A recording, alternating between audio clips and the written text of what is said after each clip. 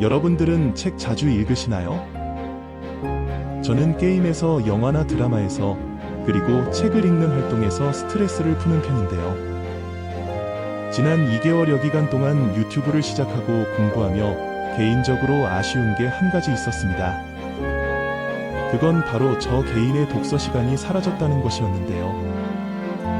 본업이 있다 보니 그나마 유튜브 하는 시간도 쪼개놓은 시간인데, 이에 주말 알바까지 겹쳐 또다시 반에 반토막이 나니 책을 거의 못 읽었다 볼 수 있을 것 같습니다.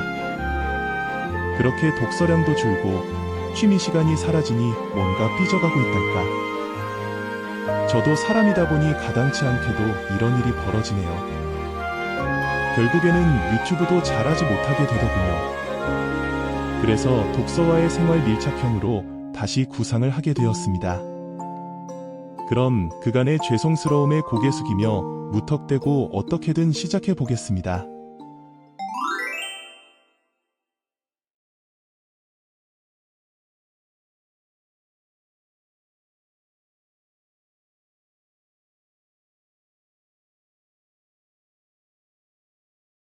중학생이 된 머시 수아레스는 순식간에 여러 변화들을 맞이합니다. 학교에서, 집에서, 친구와 가족들도 모두 꼬여가고 있는 것 같습니다. 영원하리라 믿었던 것들도, 영원하기를 바랐던 것들도 시간이 지나면 변하기 마련이죠. 또한 모든 일은 언제나 좋은 방향으로 흘러가지만은 않습니다.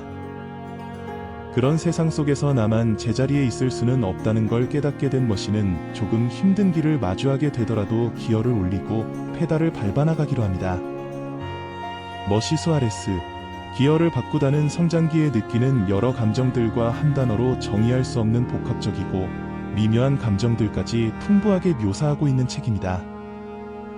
요전에 밝은 미래 출판사의 프리워터를 좋게 봤던 기억이 있었는데, 프리워터가 케이스를 벗겨내면 터콰이즈 색상의 양장본이었습니다. 그리고 이 책의 케이스를 벗겨내면 똑같은 크기와 디자인의 노란 색상입니다. 둘 다 뉴베리 수상작이고 말이죠. 실은 그래서 고르게 되었습니다. 그냥 노란색이 좋고 컬렉션 느낌이 있어서요. 현재 100페이지 정도 읽었는데 배경 설명 중이라 큰 느낌은 없고 다만 술술 읽고 있습니다.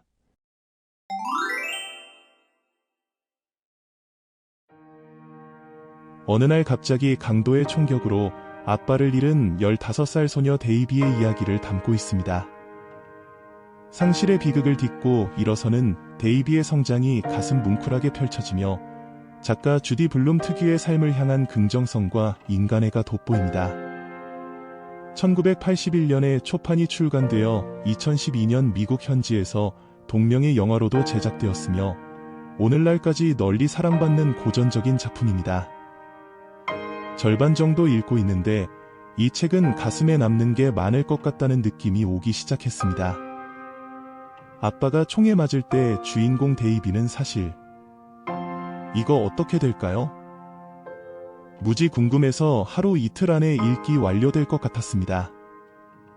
그리고 편집하는 사이 결국 끝까지 읽게 되었는데 와 하고 감탄하며 동시에 주인공을 응원하게 되는 작품이네요.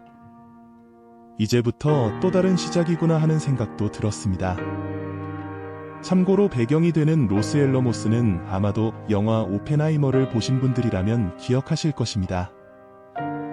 핵실험을 위해 과학자들을 불러 모았던 지역이 바로 이곳입니다. 데이비의 고모부가 연구실에서 일하고 계시죠. 책에서도 당시 핵실험과 관련된 에피소드들이 간간히 나오니 흥미로우실 것 같습니다. 호랑이의 눈, 꼭 읽어보셨으면 좋겠습니다.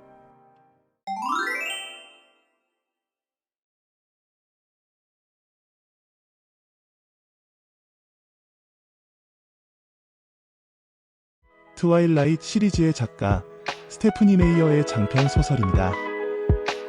도주 중인 전직 비밀요원 알렉스는 전 상사에게 사건 하나를 제안받습니다.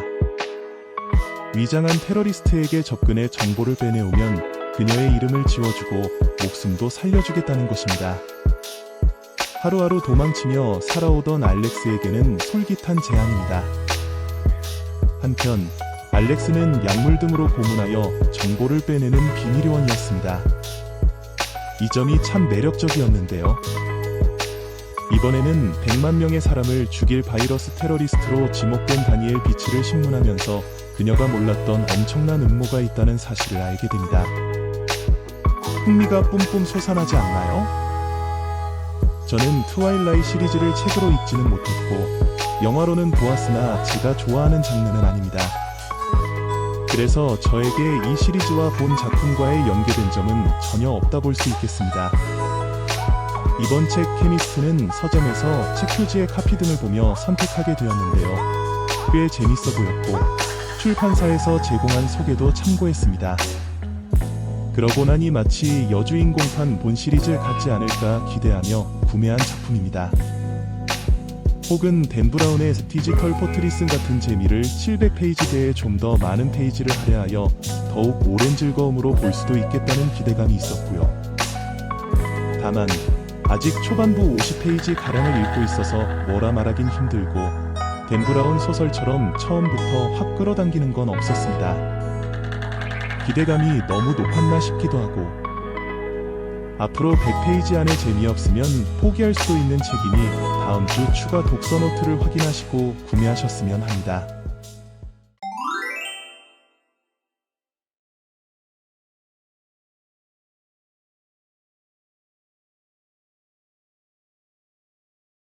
지난해 50권 정도의 책을 읽었는데 한국 소설은 유일하게 서미애 작가님의 작품만 3권을 읽었습니다.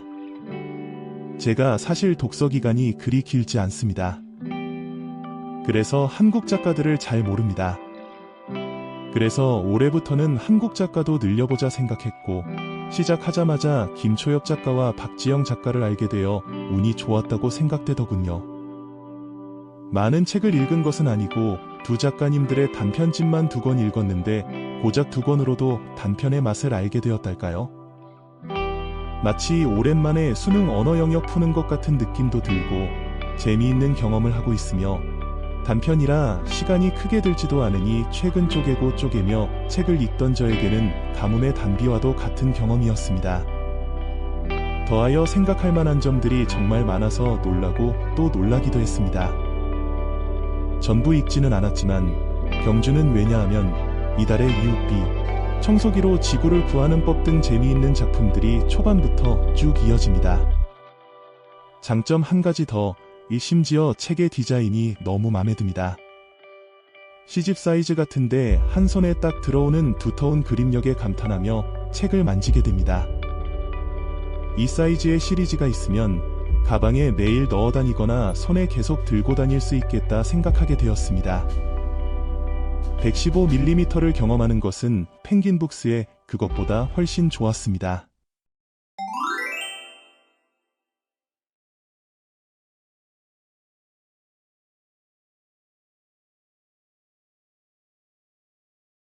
스스로 비행 청소년임을 자랑스럽게 여기는 형 바이런. 짓궂은 형 때문에 집이 하루도 조용할 날이 없습니다. 하지만 학교에서는 신으로 군림하는 형 덕분에 책벌레에다 한쪽 눈마저 사시인 동생이자 주인공 케니는 아이들에게 괴롭힘을 덜 당합니다. 일진 깡패형이 뒷 배경에 딱하니 버티고 있으니까요. 그러나 결국 부모님은 형인 바이런의 비행을 참다 못해 무섭기 짝이 없는 외할머니에게 보내려고 온 가족과 함께 버밍햄으로 떠나게 됩니다. 주인공은 케니. 책 속에는 마치 형인 바이런이 엄청난 문제아처럼 보이지만 실은 시작부터 웃겨 죽는 줄 알았습니다. 책 읽다 빵 터지긴 거의 처음 수준이라 각별했던 작품입니다. 피식하고 웃는 게 아닙니다. 에브리바디 헤이츠 크리스 같은 시트콤 보듯 그냥 빵빵 터집니다. 그런데 이게 그냥 웃기고 재미있는 작품이라면 뉴베리상을 받지는 못했을 것입니다. 작가인 크리스토퍼 폴 커티스는 이 작품으로 힘든 공장 생활을 청산하고 글쓰기에 몰두할 수 있었다고 하네요. 후미의 1963년 실제 있었던 흑인 침례교회 폭파 사건을 모티브로 한 사건이 등장합니다. 케니의 여동생 조이가 이 사건에 휘말리게 되죠. 결코 가벼운 주제가 아닙니다. 그런데 이걸 이 즐거웠던 이야기에 녹여냅니다. 무려 작가님의 첫 작품에서 말이죠. 그리고 이후는 중요 스포일러라 말씀드릴 수 없지만 그 폭파 사건 이후 정말 멋진 작품으로 거듭나게 되니 꼭 읽어보시길 추천합니다. 읽고 나면 동시대에 살았던 사람들의 생각과 고민들 혹은 두려움이 이 책의 전반에 깔려 있었다는 것도 알게 됩니다. 결코 웃기기만 한 이야기가 아니었으며 버밍엄으로 떠나는 과정이 그토록 큰 주제의식을 담고 있었다는 것도 느끼게 되는 명작이라 생각됩니다. 어떠셨나요? 처음이라 정확치는 않지만 딱 요 정도의 느낌으로 평소 하고 있는 독서 활동. 즉 이것저것 읽고 여기저기서 읽은 것들을 나열하고 그중 좋은 느낌이 있으면 전하려고 합니다. 그렇게 한 주 한 주가 지나 좋은 작품이 있다면 리뷰도 해보겠습니다. 그럼 이번 주도 좋은 책들과 함께 멋진 시간 보내시길 바라며 이만 줄이겠습니다. 다음 주 역시 이번 책들의 릴레이로 이어지니까요. 많은 기대 바랍니다. 감사합니다.